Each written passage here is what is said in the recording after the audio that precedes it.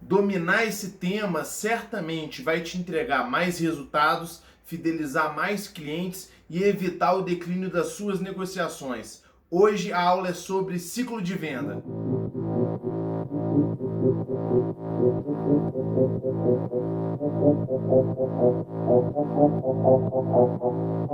Primeiro vamos entender, o que é o ciclo de venda.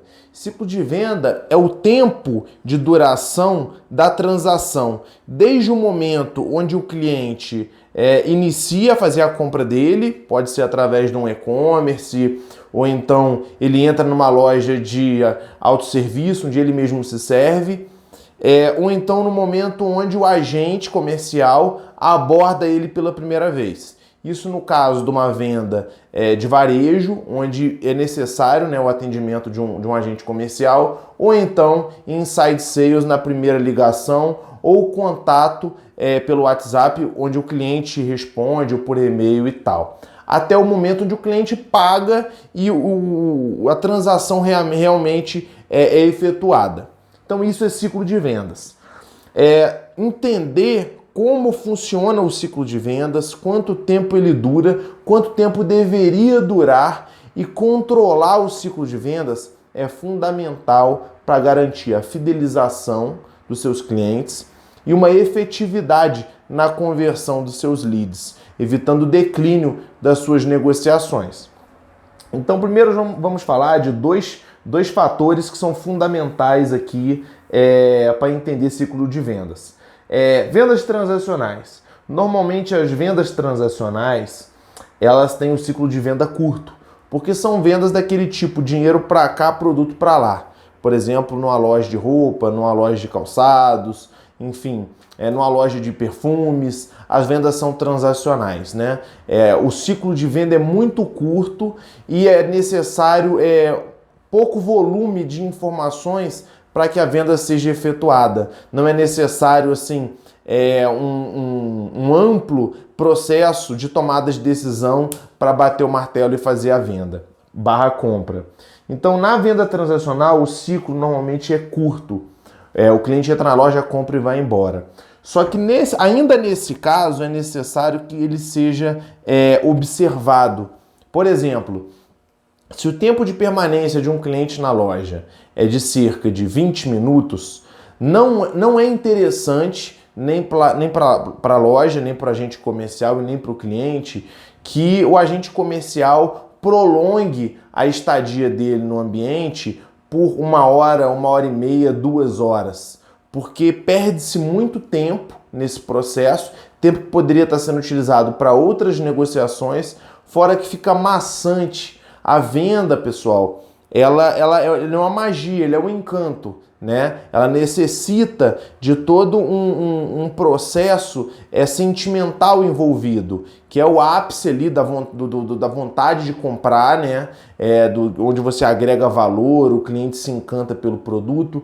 Quando o ciclo de venda fica muito mais longo do que ele deveria, acaba ficando maçante, cansativo, o cliente pode acabar perdendo esses ápices de ímpeto de compra e você acabar declinando a negociação depois de muito tempo, Então é importante a gente observar isso. Em vendas consultivas, o ciclo é longo. Ele pode demorar 1 mês, 2 meses, 3 meses, 6 meses. Então a venda ela é muito longa. Independente da maneira como você vai efetuar a venda ou do ciclo, se ele é curto, se ele é longo, é muito importante sabermos mensurar o ciclo de venda. Como mensurar o ciclo de venda? O ideal é entender quanto tempo o cliente demora dentro da sua loja até ele sair, ou quanto tempo o seu cliente de inside sales demora para fechar negócios com você. Para identificar isso, se você trabalha com inside sales, o seu próprio sistema ele vai mostrar isso para você. Como? No momento onde, por exemplo, teu agente comercial colocar no sistema o primeiro contato que ele fez, inicia-se o ciclo de venda. No momento onde você dá o cliente como ganhou, enfim, você finaliza o processo com o pagamento dele, no momento que ele te envia um comprovante de pagamento, por exemplo, você tem o fim do processo. Quando você tem, por exemplo, 100 contratos por mês e você pega uma amostragem enfim, vamos lá, 50%, 20%. Pegou a amostragem e mensura ali o ciclo de venda. Você tem uma média. E esse daí, no caso, é o teu ciclo de venda real, tá? E aí é muito importante a gente identificar os clientes que tiveram uma venda mais eficiente para entender o que seria um ciclo de venda ideal. Quais foram as vendas mais bem-sucedidas dessa empresa de inside sales? Elas aconteceram, por exemplo, com um ciclo de vendas de 20 dias, enquanto a média é de 40 dias. Então a gente tem o ideal de 20 dias e o real de 40 dias. A ideia é que os agentes comerciais se organizem e sejam treinados para reduzir esse ciclo de venda real para o mais próximo possível de 20, que é o ideal, certo? A mesma coisa em vendas transacionais com ciclo curto. O que as empresas podem fazer? Colocar algum tipo de sensor na entrada da loja para identificar quando o cliente entra e quando o cliente sai da loja. Ou então, quando o cliente entra na loja, por exemplo, poderia colocar, por exemplo, um pesquisador dentro da loja, ou então um agente de estatística, por exemplo, somente para fazer essa pesquisa por amostragem e identificar a entrada do cliente na loja e a saída depois. Identificar essa média para saber o que é real de ciclo de venda e o que é o ideal, para que metas sejam estabelecidas para que a equipe comercial performe melhor em relação ao ciclo de vendas. Dario, no que impacta isso? Primeiramente na experiência de consumo. Vamos supor que você está fazendo uma compra consultiva e você precisa da solução. Você precisa dela para mês que vem. E normalmente, dentro desse período, você conseguiria fazer a compra no mês que vem. Caso você demore mais do que isso, ao invés do mês que vem, colocar ainda no outro mês aí que você vai efetuar a compra, vai haver uma frustração das suas expectativas. Essa frustração, ela é uma quebra da tua experiência de consumo, é uma ruptura. Você não queria esperar tanto, sabe? Você precisava da solução antes. Você teve algum tipo de prejuízo financeiro ou emocional com essa espera. Às vezes, dentro do ciclo de vendas, no ciclo ideal, o agente comercial teria 10, 15 contatos com o cliente em inside sales, por exemplo, 15 ligações entre mensagens e tal. Se o ciclo se prolonga muito, esses 15 contatos eles vão para 25, 30. Então fica maçante, fica cansativo, desgasta a imagem do agente comercial junto ao cliente, entende? A mesma coisa numa loja. Se passa muito do ciclo de venda, do tempo de ciclo de venda esperado, sabe? Acaba ficando cansativo. Acaba que às vezes o agente comercial perde o fio da meada e toca num assunto que não deveria, sabe? Ou então o cliente acaba ficando muito à vontade e se expressando sobre N coisas que só vão aumentar o ciclo de venda e vão tirar o foco do assunto principal, que é a transação, entendeu? Então, muito importante monitorar o ciclo de venda para evitar que a experiência de consumo tenha rupturas. Em relação à produtividade, numa loja, por exemplo, um agente comercial às vezes atende 20, 25 clientes, 30 clientes no mesmo dia. Se ele começar a prolongar muito os ciclos de venda dele além do que deveria, às vezes, ao invés de 25 clientes, ele vai começar a atender 17, 16, 15. E isso, obviamente, vai impactar o resultado dele em número de vendas, em faturamento, em itens por venda, em todo tipo de indicador que ele poderia ter. A mesma coisa em vendas consultivas.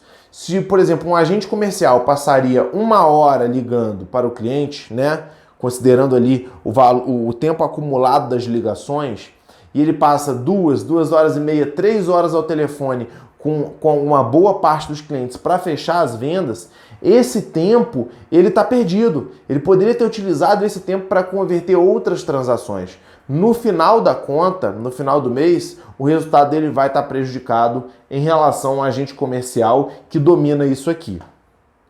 Em relação a custo por venda, cada agente comercial tem ali o custo de horas de trabalho, certo? Um agente comercial ganha ali R$20, R$30, R$40.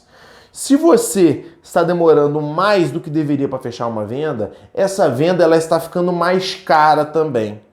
Mais cara tanto para o agente comercial, que normalmente tem uma variável, quanto também para a empresa por trás do agente comercial.